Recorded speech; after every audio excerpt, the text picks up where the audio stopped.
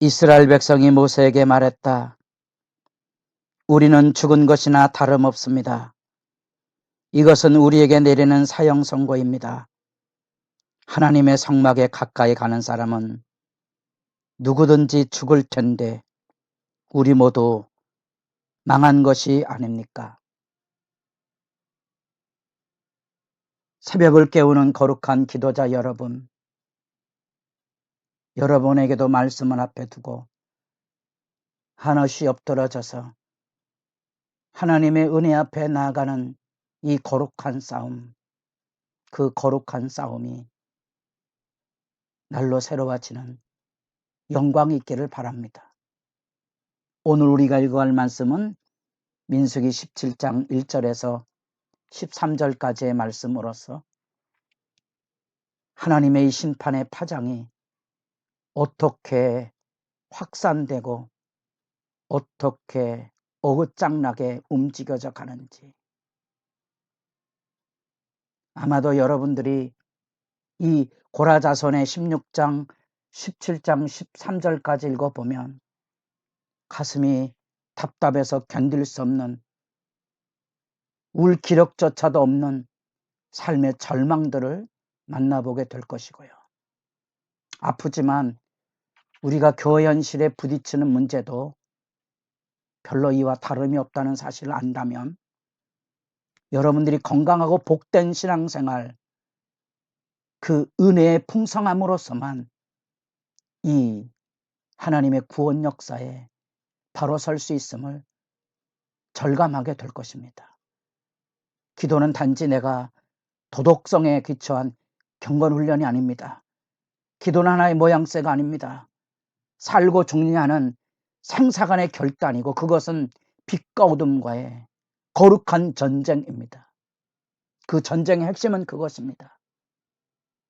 하나님 앞에 자기를 깨끗게 하는 일입니다. 악에 물들지 않는 정결함이 필요합니다. 여러분 안에 미움과 불평과 원망과 상처와 절망이 있다면 씻어내셔야 됩니다.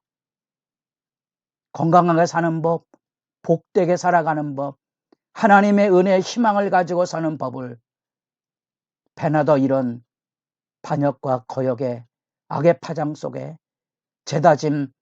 재다짐하면서 이 거룩한 싸움에 마주설 수 있어야 한다는 거지요. 왜냐하면 하나님의 구원 역사가 세워져야만 하기 때문에 그렇습니다. 오늘날에도 믿음의 지도자들이 이 거룩한 전쟁에 승리하고 믿음의 자리에 깨끗하게 서야 한다는 사실입니다. 자주 얘기합니다. 여러분들이 손을 들어 사람을 축복할 아름다움을 가지고 있는가? 교회당에 들어서면 여러분 축복할 사람들을 마음에 담고 있습니까? 아니면 여전한 불평과 불화와 원망의 덫에 걸려서 냉담한 눈초리로 사람을 지켜보는 어둠의 지비 아래 서 있습니까? 이 심판의 파장이 얼마나 끈질기고 무서운지 여기 13절 말씀은 우리로 하여금 한없이 절망하게 하는 죄의 아우성입니다. 이제 성막 가까이 우린 갈 수 없게 됐다. 이게 무슨 망발입니까?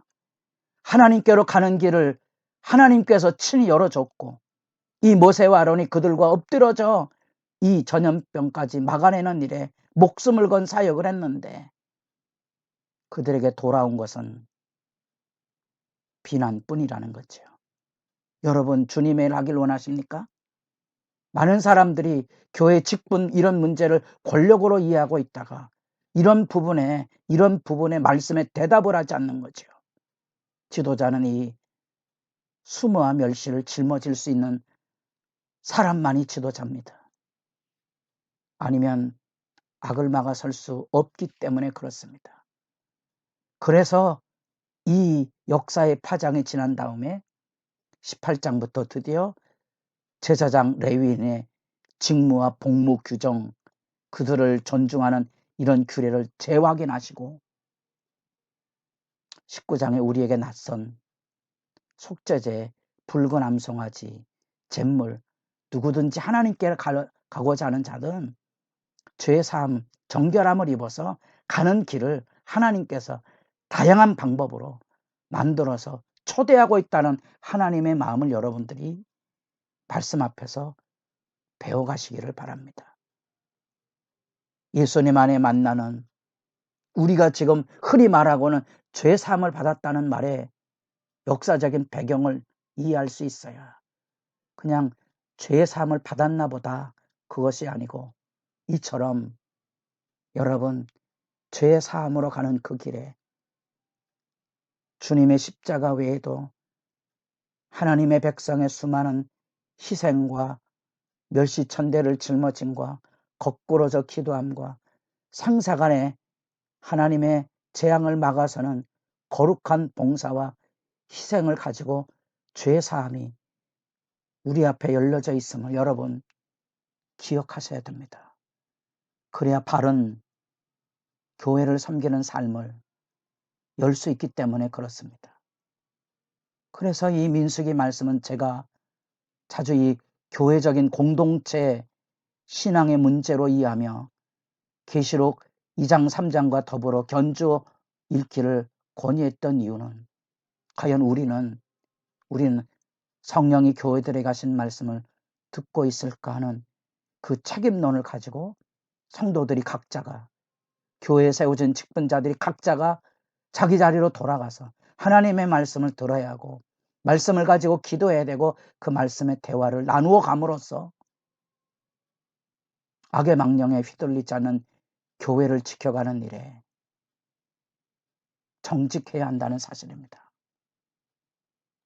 하나님은 이 거대한 죄악의 파장이 지나가며 그 제사장 직으로 하나님께 도전하는 그 문제에 대하여 아주 독특한 각 지파별 지팡이를, 지파 이름을 새겨서 언약궤 앞으로 나오게 하고 아론도 거기에 지팡이에 이름을 새겨 그곳에 놓게 합니다. 하나님께서 마치 향로에 불을 채워서 하나님의 불이 어떻게 역사하는지 선악을 구별하셨던 것처럼 이제 이 아론의 제사장권에 대한 하나님의 존귀한 소명과 부르심을 확인시켜 줌으로써 이 하나님께서 일하시는 것에 권위 질서를 바르게 세워가시고 있는 모습을 보게 됩니다. 교회 안에도 모든 사람들이 섬기는 자의 삶의 모습이 있지만 그 안에도 기강과 질서를 잡기 위해서 주님의 일꾼들을 세웠습니다. 모세와 아론처럼 희생적인 리더십이 있으면 건강한 교회로 자라가고 복된 역사를 공유하며 살 것이고요. 이 역사가 없으면 이 복된 신앙의 유대를 이루지 못하고 슬픈 자화상을 가진 교회로 어두워질 것입니다. 눈물 나지 않습니까? 하나님 앞에 사명이 뭔지. 놀랍게도 하나님은 이런 과정을 통하여 아론의 죽은 지팡이 그 막대기에 싹이 나고 꽃이 피고 열매를 맺게 하는 위대한 증표를 보여주십니다. 그것도 이제 이 살구나무는 우리에게 하얀 꽃으로 우리에게 마치 봄의 전령으로 오는 첫 번째 꽃처럼 매화나무가 꽃을 피워서 한 겨울에 봄의 도래를 표현하는 것처럼 우리 시대 안에 그 이스라엘 문화 안에는 이 살구가 가장 먼저 아몬드 나무죠. 정확하게는 아몬드 나무가 피는데 하얀 꽃입니다. 들판 하얗게 채우고 그렇기에 순결과 거룩의 상징이 되고 여러분들이 예레미야 1장에 가보면 이 말놀이 월드프레이를 하시는데 하나님께서 지키고 보호하신다는 그 하나님의 말씀을 이 아몬드라고 표현되고 있는 이 살구나무를 가지고 이제 하나님께서 계시하는 말씀을 여러분들 읽어보게 됩니다. 샤케드 쇼케드 이런 발음입니다. 이런 발음을 통하여 뭘 보냐? 살구나무 가지를 봅니다. 그게 무슨 뜻인지 알지? 말씀을 지켜 행할 것이다. 하나님의 보호에 대한 얘기입니다. 그러나 그들은 그 놀라운 영광을 보고도 순복보다, 권위의 질서에 대한 순복보다 아우성을 침으로써 심히 아프게 말씀을 읽어가게 합니다.